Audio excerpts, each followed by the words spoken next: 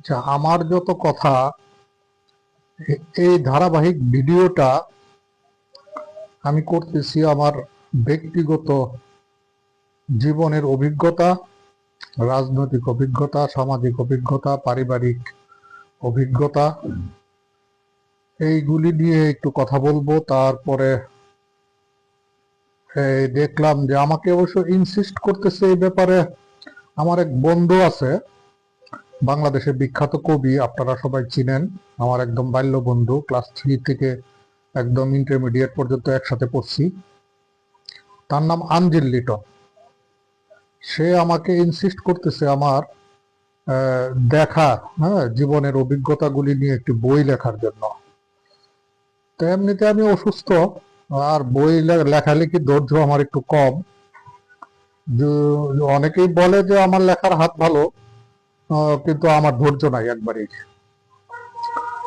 তো আর এছাড়া টেকনোলজিক্যাল ডেভেলপমেন্টের কারণে বইয়ের প্রতি আজকালকার পোলাপান বা নতুন জেনারেশন বা আগামী জেনারেশনের আগ্রহটা একটু কম।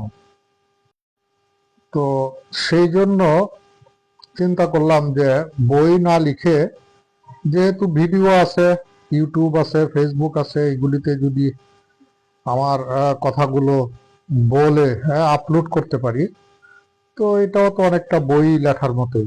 হ্যাঁ, মানুষ শুনলো, আর ইউটিউব, ফেসবুক, এগুলি তো থাকবে পরবর্তী প্রজন্মে। হ্যাঁ, তারা এগুলি দেখতে পারবে।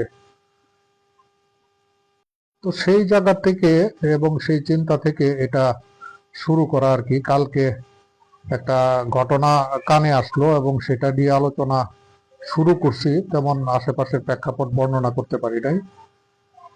তো আজকেও কথা বলবো কালকের একটা সাবজেক্টকে কেন্দ্র করে, গতকালকের যে ভিডিওটা ছিল সেটার একটা সাবজেক্টকে কেন্দ্র করে।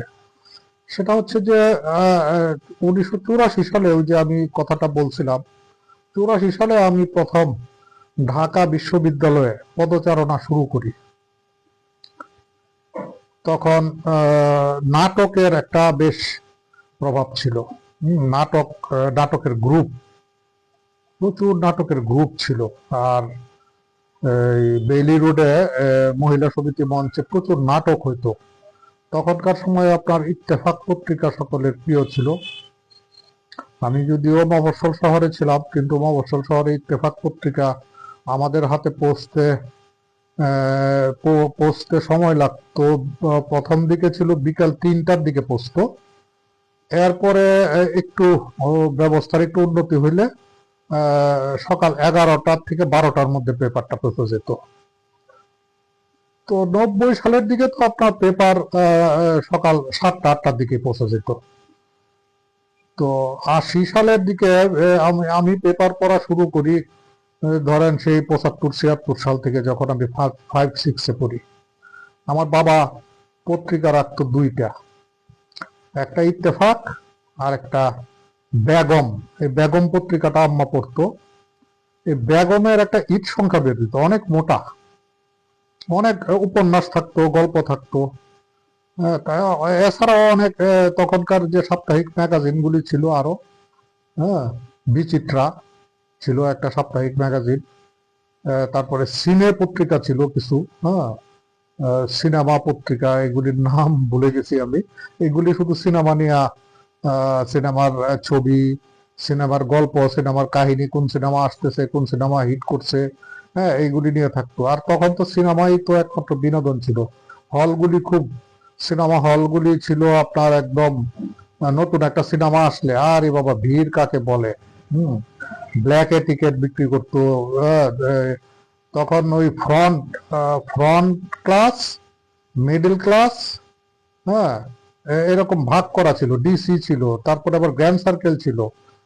তা আমরা যে তো যখন সিনেমা দেখা শুরু করি, প্রথম তো ছোটবেলায় আমার বাবা মা সিনেমা দেখতো। একদম ছোটবেলায় দেখছি আমার বাবা মা সিনেমা দেখতো, আমাদেরকে নিয়ে যেত বাসায়। তো আর একা রেখে যেতে পারবো, নিয়ে যেত। তখন তেমন কিছু বুঝতাম না, তো যাইতাম, দেখতাম। তো আমরা আমার আব্বা ছিলেন অ্যাডভোকেট। উনি ময়মনসিংহ বারে ওকালতি করতেন প্রথম দিকে। তারপরে উনি ইনকাম ট্যাক্সকে বেছে নিলেন, ইনকাম ট্যাক্সে ওকালতি করতেন। তো আমার মা ছিলেন স্কুল টিচার। হ্যাঁ, উনি ময়মনসিংহ শহরের মুসলিম গার্লস স্কুলের টিচার ছিলেন। ওনার নাম ছিলেন রহিমা আক্তার খাতুন, সবাই রহিমা আপা নামে চিনে। আর বাবার নাম ছিল খন্দকার শামসুদ্দিন আহমেদ অ্যাডভোকেট। ওনাকেও মোটামুটি ময়মনসিংহ শহরে সবাই চিনেন। তো এক কথা থেকে আরেক কথায় চলে গেলাম। তো এভাবেই চলে যেতে হবে। এভাবে চলে না গেলে তখনকার প্রেক্ষাপটটা তুলে ধরা যাবে না। হ্যাঁ, তো যেটা বলতেছিলাম আর কি। তো বাবা মা সিনেমা দেখতে নিয়ে যেত। তারপরে যখন আমরা ক্লাস 7-8-এ উঠি, তখন লুকায় লুকায় কিছু সিনেমা দেখতাম। কারণ সিনেমা তো প্রায় 3 ঘন্টা 3.5 ঘন্টা লাগতো সিনেমা হলে যাওয়া, টিকিট কাটা, সিনেমা দেখা, বাসায় আসা। যদিও একদম বাসা থেকে খুব অল্প দূরত্বে। আমার বাসা থেকে 3টা সিনেমা হল, একটা হচ্ছে 5 মিনিটের রাস্তা, আর একটা হচ্ছে আপনার 10 মিনিটের রাস্তা, আর একটাও 5 মিনিটের রাস্তা। 2টা সিনেমা হল 5 মিনিটের রাস্তা, আর একটা সিনেমা হল 10 মিনিটের রাস্তা। খুব বেশি দূরে না, একদম শহরের প্রাণ কেন্দ্রে আমাদের বাসাটা। তো এই যে সিনেমা দেখতে যাওয়ার, দেখতে গেলে যে এই যে 3 থেকে 3.5 ঘন্টা সময়, এই সময়টায় তো বাবা মার চোখ ফাঁকি দিয়ে থাকা অসম্ভব ব্যাপার। বাবা মা তো সবসময় খেয়াল রাখে তার সন্তানরা কোথায়। আর আমার বাবা অফিসে যেত সকালে, উনি দুপুরের দিকে চলে আসতো। হ্যাঁ, এরপরে সারাদিন বাসায় থাকতো। আর আমার মা ওই স্কুলে যেত সেই সকাল 9টায়। 9টায়, তারপরে উনি আস্তে আস্তে 4:30 বাজতেন। হ্যাঁ, 4:30 থেকে 4:45, একদম ঘড়ির কাঁটা ধরে 4:30 থেকে 4:45-র মধ্যে উনি বাসায় চলে আসতেন। তো আমি সিনেমা দেখতে গেলে যদি দুপুরে শোতে যাই, তাহলে তো আপনাকে দুপুরে শো শুরু হইতো 3টায়। 3টায় গেলে আমাকে তো মিনিমাম 2:15 রওনা দিতে হবে। কারণ টিকিট কাটা তো একটা লাইন ধরার ব্যাপার আছে, বা টিকিট পাওয়ার একটা ব্যাপার আছে। তো ওইটা তো আধা ঘন্টা লাগবে টিকিট পাইতে। টিকিট দিয়ে সিনেমা দেখে আবার বাসায় আসতে আসতে আসতে আসতে বাঁচতে আপনার সন্ধ্যা 6টা, প্রায়। হ্যাঁ, 6টা 6:30। তো এই সময়টা কোথায় ছিলাম, এই জবাবটা কি দিব? হ্যাঁ, দুপুর 2টায় তো আর সে খেলতে যাওয়া যায় না। আমরা খেলতে যেতাম বিকাল 4টার দিকে। বিকাল 4টার থেকে 6:30 7টা, 6:30 পর্যন্ত খেলতাম। অর্থাৎ সন্ধ্যার মাগরিবের আজান পর্যন্ত আর কি। মাগরিবের আজান হইলো তো দৌড়ায়া ঘরে চলে আসো। হ্যাঁ, এর বেশি বাইরে থাকার পারমিশন নাই। হ্যাঁ, বাবা একটু কড়া কড়া ছিল। হ্যাঁ, বেশি বেয়াদবি করলে মারধর করতো। হ্যাঁ, লাঠি সোটা দিয়ে মারতো। এটা একটা ভীতির কারণ ছিল। বাবার ভয়ে দ্রুত চলে আসতাম। আর একটা করতো আমাদের বাবা, ওই দুপুর বিকাল বেলা বেশি যদি ইয়ে করতাম, খেলাধুলা নিয়ে বেশি মাতামাতি করলে, ওই বলতো যে টিচার রেখে দিবে ওই বিকালের দিকে। এবং রেখেও দিত, মাঝে মাঝে রেখে দিত। তখন যে কি যন্ত্রণা! বাইরে বন্ধু বান্ধবরা খেলতেছে আর মাস্টার আমাদেরকে পড়াচ্ছে। তো মাস্টারের কাছে পড়ার কি মনোযোগ থাকে? থাকে না। তো এই শাস্তিটা দিত। পিঠাপিঠি 6 ভাই 1 বোন ছিলাম। 3 ভাই বড়, মাঝখানে একটা বোন, তারপরে আবার 3 ভাই। তো আমরা যারা বড় ছিলাম, এই বড় থেকে আবার ছোটগুলির সাথে তো বয়সের ব্যবধান অনেক। আমার সাথে তো অনেক ব্যবধান আমার ছোটটার। আমি তো ছোট 2টার জন্ম দেখছি।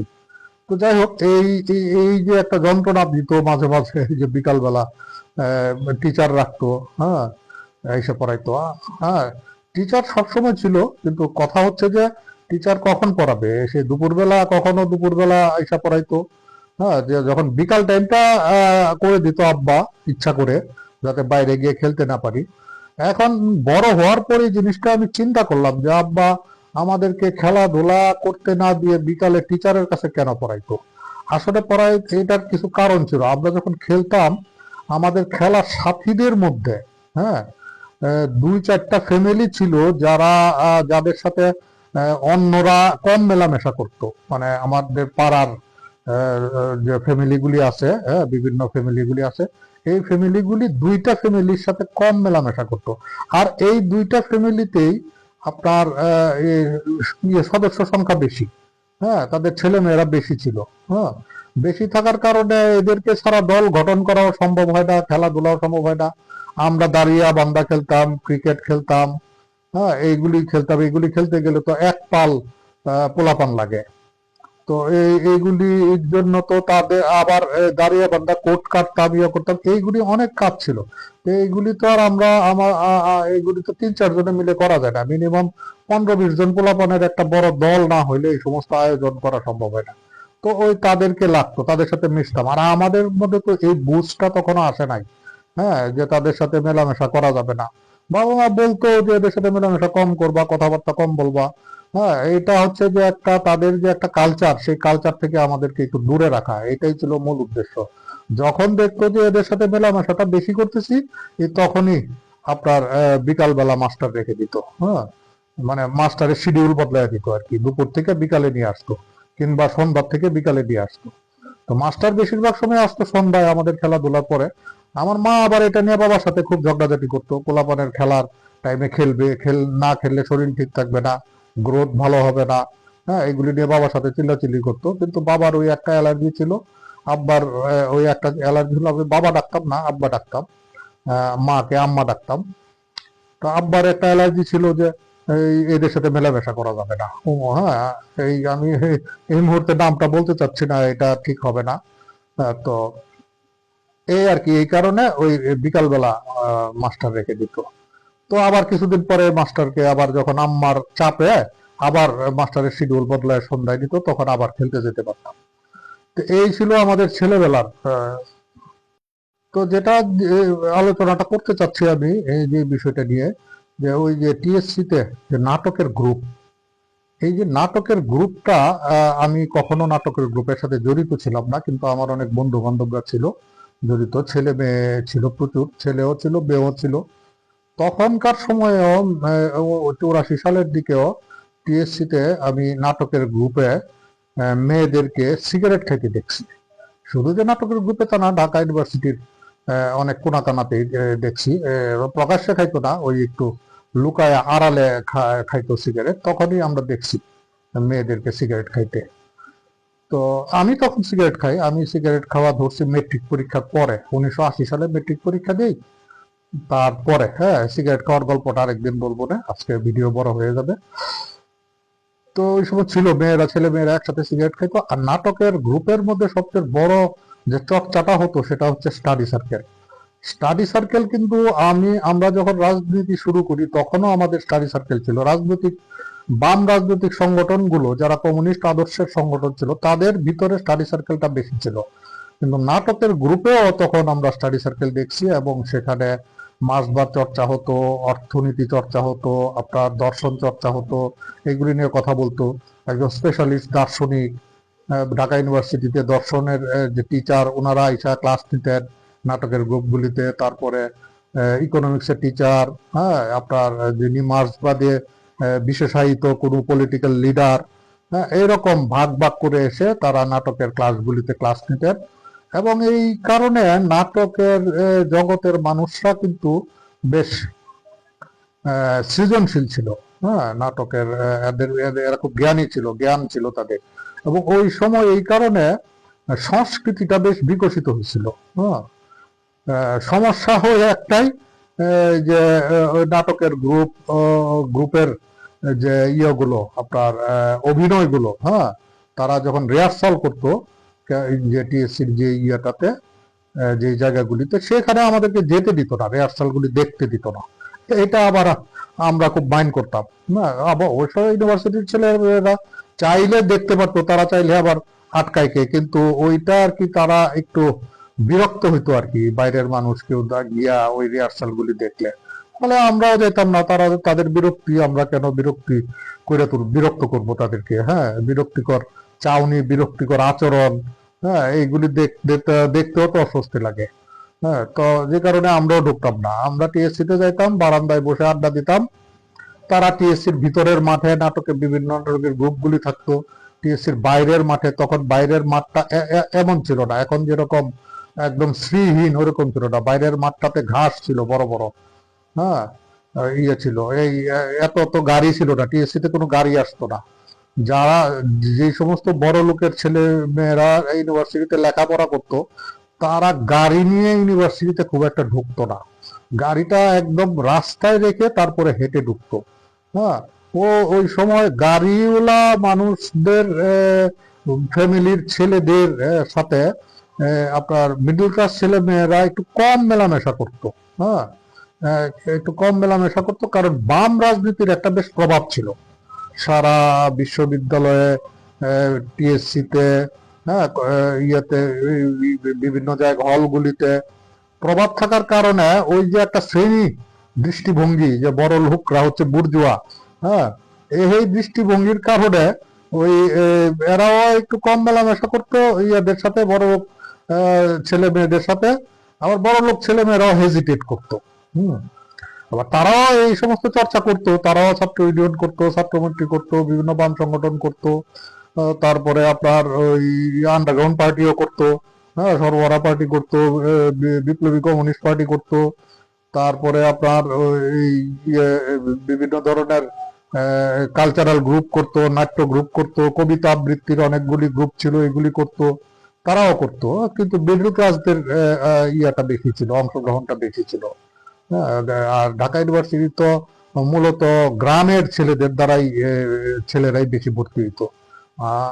আমাদের ওই সময় হলগুলিতে তো সিটের অভাব এই কারণে দেখা দিত, গ্রামের ছেলেরা, এখনো গ্রামের ছেলেরা আছে, তো তখন আরো বেশি ছিল। হ্যাঁ, একদম পাড়া গায়ের ছেলে মেয়েরা আসতো। এমনও হলে আমরা এমনও ছেলে পাইছি, ছাত্র পাইছি, যারা কখনো বাড়িতে যাইতো না। কেন? এত পাড়া গায়ে বাড়ি, হ্যাঁ, যেমন বরিশালের এমন একটা চরের মধ্যে বাড়ি, হ্যাঁ, সেই বাড়িতে যাইতে লাগে তার 2 দিন, হ্যাঁ, আসতে লাগে 2 দিন, 1 নাম্বার।